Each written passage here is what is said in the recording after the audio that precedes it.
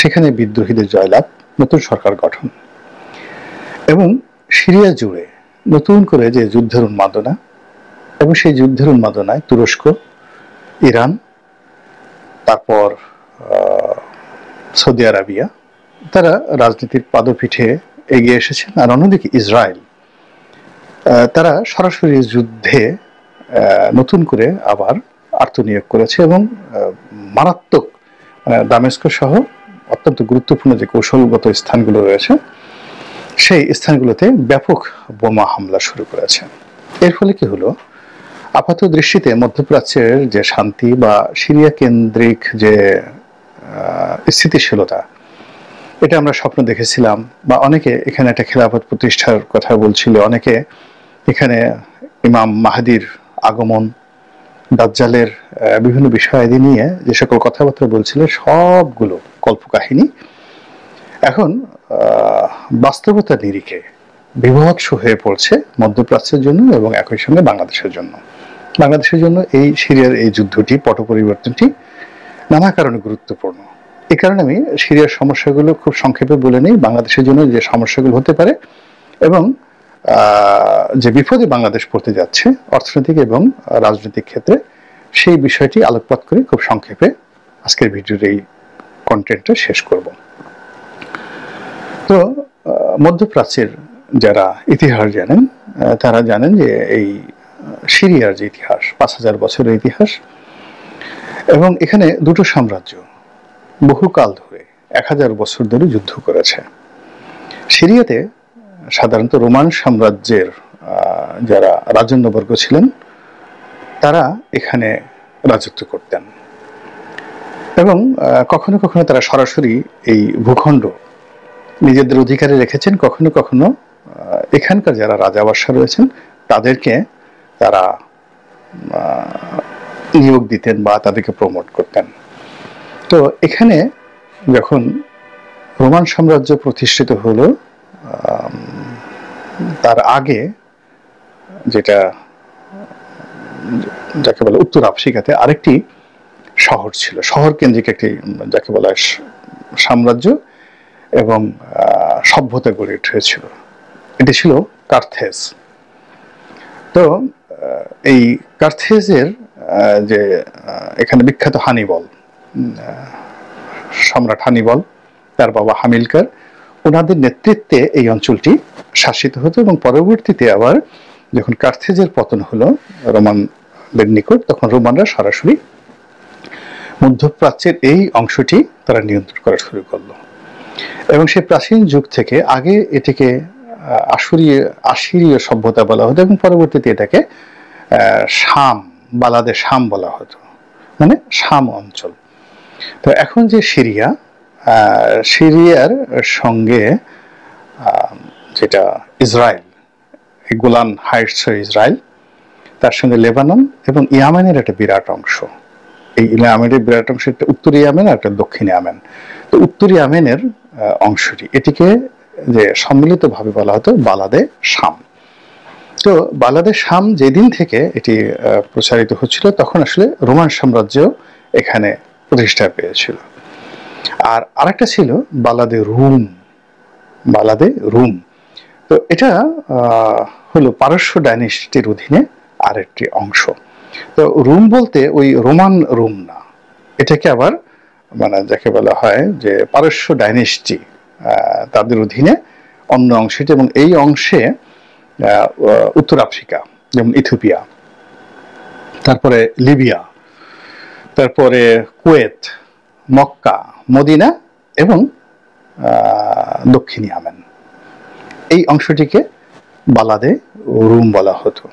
তো বালাদে রুম এবং বালাদে শামের যে ঐতিহাসিক যুদ্ধ, এটা 1000 বছরের পুরনো যুদ্ধ এবং এই যুদ্ধটা এত ব্যাপক যখন মুসলমানরা পারস্য বিজয় করলো এবং মুসলমানরা একই সঙ্গে সিরিয়াও বিজয় করলো।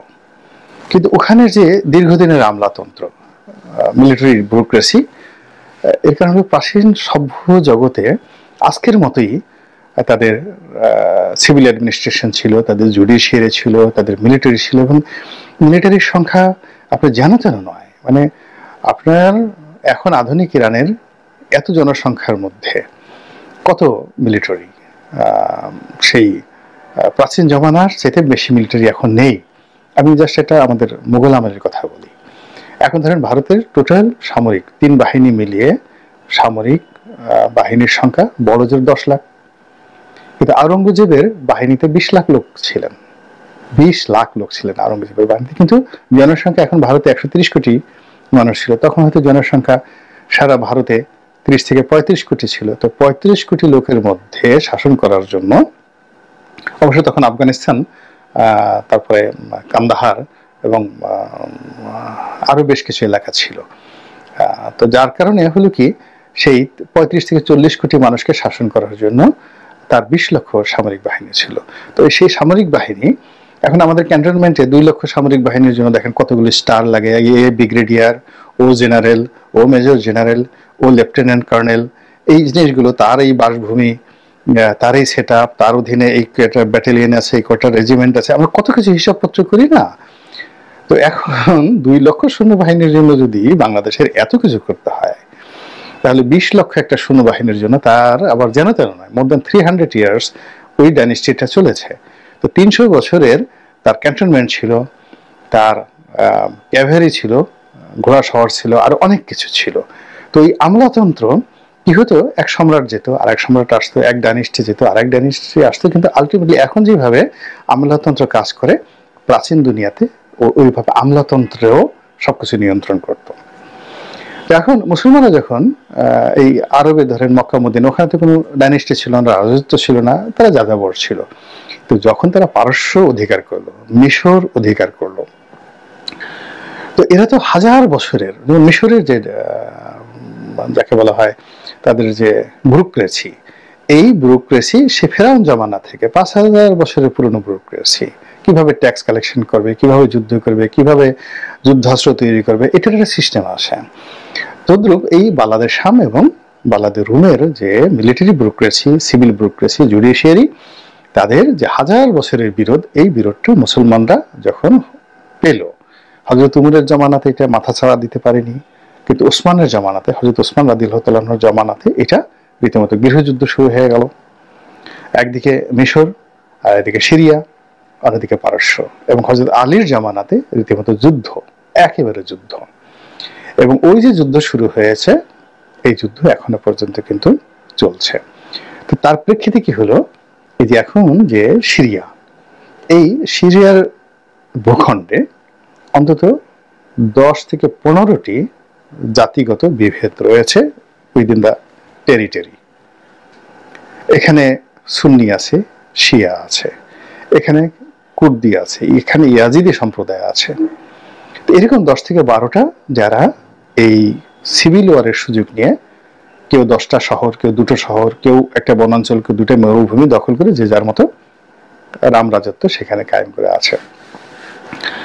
এর বাইরে এখানে আমেরিকা আছে, রাশিয়া আছে, তুরস্ক আছে, কাতার আছে, ইরান আছে, হিজবুল্লাহ আছে, এবং সবাই এই টেরিটরিটাকে যার যার মতো ভাগ করে নিয়েছে।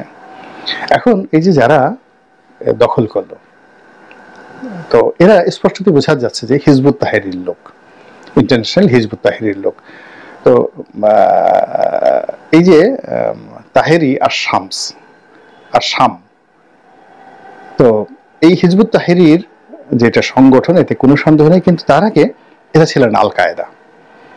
এরা আল কায়দার আগে, পরে আবার হয়েছেন আইএস। তা আইএস, আল কায়দা, এখন হিজবুত তাহরির। এবং এদের সঙ্গে ওখানে আসাদের সাথে তাদের দাকুমরার সম্পর্ক, বা তারা আসাদকে পরাজিত করেছে, কিন্তু একই সঙ্গে তাদের কিন্তু আবার জেরুজালেমের সঙ্গে, ইহুদিদের সঙ্গে, নেতানিয়াহু সরকারের সঙ্গে দাকুমরার সম্পর্ক। আবার তাদের সঙ্গে রাশিয়ার সাথে দাকুমরার সম্পর্ক, এট দ্য সেম টাইম তুরস্কের সাথে দাকুমরার সম্পর্ক, তাদের সঙ্গে আমেরিকারও দাকুমরার সম্পর্ক, আবার হিজবুল্লাহর সঙ্গেও তাদের দাকুমরার সম্পর্ক।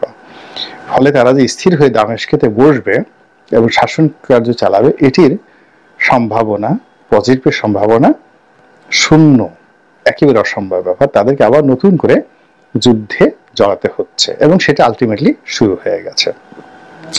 ফলে কি হলো, আসাদ জামানাতে যতটুকু স্ট্যাবিলিটি ছিল এবং আঞ্চলিক সংহতি ছিল, এবং এই সিরিয়ার ভূখণ্ডটি যতটা আঞ্চলিক রাষ্ট্রগুলোর জন্য নিরাপদ ছিল তার চেয়ে এটা এখন একটা ডেঞ্জার জোনে পরিণত হয়েছে। সিরিয়ার আলোচনা আপাতত এখানে রাখি, নচেত ভিডিও বড় হয়ে যাবে।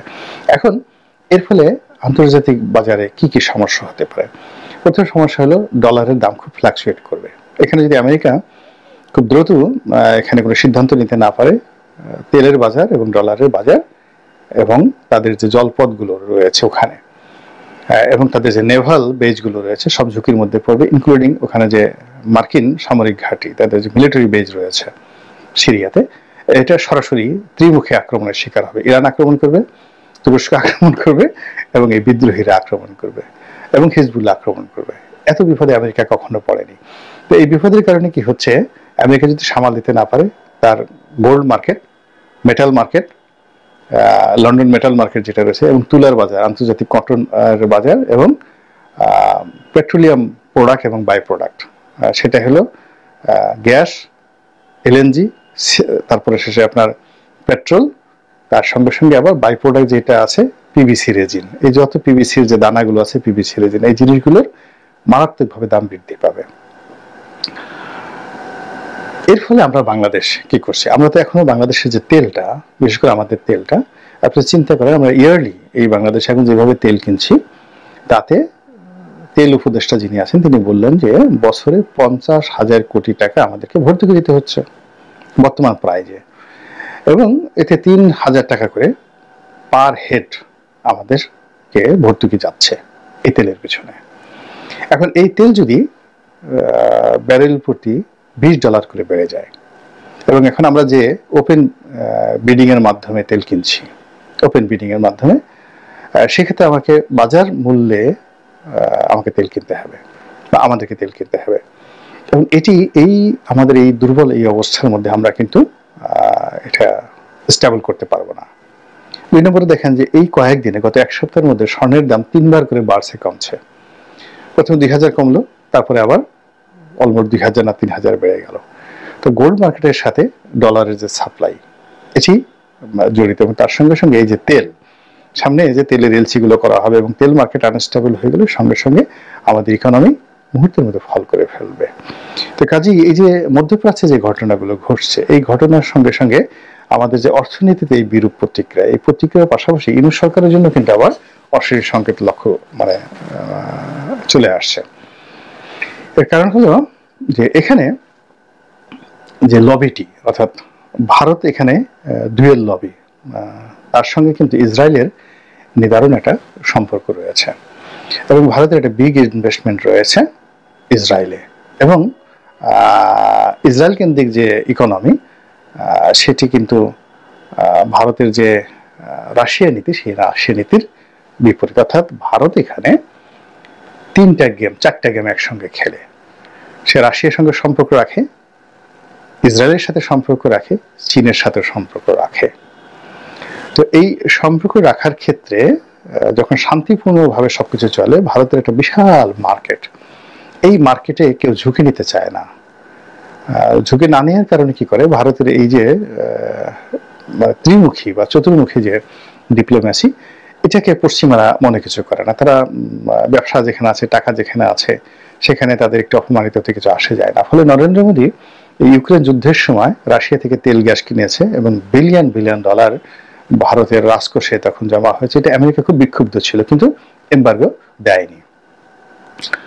আবার আমেরিকার সঙ্গে তার যে দহরম মহরম, এটা রাশিয়া অনেক ক্ষেত্রে পছন্দ করে না, কিন্তু রাশিয়ার যে এই মুহূর্তে যে বিপদ, সেই বিপদে ভারতের ব্যাংকিং থেকে শুরু করে তার ডলার এবং তার হুন্ডি বাজার যেভাবে সে নিয়ন্ত্রণ করছে, এটা ভারতের সাহায্য ছাড়া সম্ভব নয়। অন্যদিকে ইসরায়েলের সঙ্গে তার যে সম্পর্ক, এটা একেবারে স্ট্র্যাটেজিক পার্টনারশিপ, মানে ভারত আক্রান্ত হলে ইসরায়েল সাহায্য করবে, আর ইসরায়েল আক্রান্ত হলে ভারত সাহায্য করবে। এখন চিন্তা করেন যে তার ব্যবসার যে 3টা ক্ষেত্র, সেই 3টা ক্ষেত্রতেই সমস্যা। মানে আপনি আপনার 3টা জায়গা থেকে আয় করেন, 3টা ব্যবসা জায়গা আছে, 3টাতে লালবাতি জ্বলে গেছে। এখন ইসরায়েল যুদ্ধে জড়িয়ে পড়েছে, সে এমনি গত দীর্ঘদিন ধরে হামাসের সাথে যুদ্ধ করছে, প্যালেস্টাইনে যুদ্ধ করছে, ইরানের সাথে যুদ্ধ করছে, সে তছনছ হয়ে গেছে, তার সবকিছু তছনছ হয়ে গেছে। একই সঙ্গে ইরান, আপনি চিন্তা করেন ইরানকে সে 2 বারে আক্রমণ করেছে, ইরান তার ওখানে 2 বার আক্রমণ করেছে, কন্টিনিউয়াসলি হুতিরা তাকে আক্রমণ করে যাচ্ছে, কন্টিনিউয়াসলি তাকে হামাস আক্রমণ করে যাচ্ছে, কন্টিনিউয়াসলি তাকে হিজবুল্লাহ আক্রমণ করে যাচ্ছে, লেবাননের সাথে তার যুদ্ধ, এবং তার সঙ্গে আবার এই যে এখন নতুন যুদ্ধ। ফলে ইসরায়েল থেকে ভারত যে ব্যবসাটা পাচ্ছে, আদানিরা যে লেনদেন হচ্ছে, সেখানে একটা মারাত্মক প্রতিক্রিয়া তৈরি হবে। যেমন বাংলাদেশে ধরেন যে সমস্যা হয়েছে, বাংলাদেশে আদানি টাকা পাচ্ছে না, $2 বিলিয়ন তারা বাকি পড়ে গেছে। এই জন্য সে মোদী সরকারের কাছে সাহায্য চাচ্ছে, ব্যাংক গ্যারান্টি চাচ্ছে যে আমার এই প্রজেক্ট তুমি নিয়ে নাও। ঝাড়খণ্ডে সে যে বাংলাদেশের জন্য প্রায় 1200 মেগাওয়াট না 1500 মেগাওয়াট যে বিদ্যুৎ কেন্দ্র করেছে, এটা এখন ভারত সরকারের জন্য এটা যাকে বলা হয় বোঝা হয়ে গেছে। তদ্রুপ আদানির যে বিগ ইনভেস্টমেন্ট আমেরিকাতে, এবং আমেরিকার সাথে এখন থেকে মামলা মোকদ্দমা চলছে, এটা তো ভারত সরকার গ্যারান্টার। আবার আদানির যে বিগ ইনভেস্টমেন্ট রয়েছে ইসরায়েলের বড় বড় পোর্টগুলো এই আদানিরা তৈরি করছে। এখন ইসরায়েলের নিজেই তাদের সংসার চালাতে পারছে না, এখন আদানির পেমেন্ট দেবে কোত্থেকে? আর আদানি যদি পেমেন্ট না দেয় তো ভারতীয় ব্যাংকগুলো শেয়ার মার্কেট সাথে সাথে ড্রপ করে বসবে। সেম রাশিয়া এখন ইউক্রেন যুদ্ধ, সিরিয়ার এই যুদ্ধ, তার সঙ্গে সঙ্গে ইরানের সঙ্গে তার যে কূটনৈতিক যে সম্পর্ক, ইরানকে তার এখন আনকন্ডিশনাল সাপোর্ট দিতে হবে। এবং যদি ইরানকে সে আনকন্ডিশনাল সামরিক এবং ফাইন্যান্স দুটো সে ইরানকে না দেয়, ইরান এর অবস্থাও ঠিক একেবারে বাশার আল আসাদের মতো হবে, ইরান কলাপস করবে। এবং মধ্যপ্রাচ্যে যদি ইরান কলাপস করবে, রাশিয়া ভেঙে টুকরো টুকরো হয়ে যাবে। আর এই বিপদগুলো ভারতের মাথার মধ্যে যখন থাকে, নরেন্দ্র মোদীকে যখন এই বিষয়গুলো হঠাৎ করে আক্রান্ত করবে, তিনি অনেকটা পাগলের মতো আচরণ করবেন বাংলাদেশের সঙ্গে, আনপ্রেডিক্টেবল আচরণ করবেন। এবং সেই আচরণ যদি যুদ্ধের দিকে যায়, সেই আচরণ যদি অন্য কোনো নিষ্ঠুরতার দিকে যায়, আপনি এজ এ বিশ্লেষক হিসেবে এটাকে অ্যাভয়েড করতে পারবেন। এবং সেই দিকেই আমরা এগোচ্ছি। কাজেই সিরিয়ার এই ঘটনা এগুলো অ্যাভয়েড করার কোনো কারণ নেই, গুরুত্ব সহকারে নিতে হবে, মাথা ঠান্ডা রাখতে হবে, এবং যে সমস্যাগুলো তৈরি হয়েছে এই সমস্যাগুলো সমাধানের জন্য আপনার প্রজ্ঞা থাকতে হবে, মেধা থাকতে হবে, যোগ্যতা থাকতে হবে, প্ল্যান থাকতে হবে, প্রোগ্রাম থাকতে হবে, এবং সেই অনুযায়ী মাস্টার প্ল্যান করতে হবে। আদারওয়াইজ আমরাও ওদের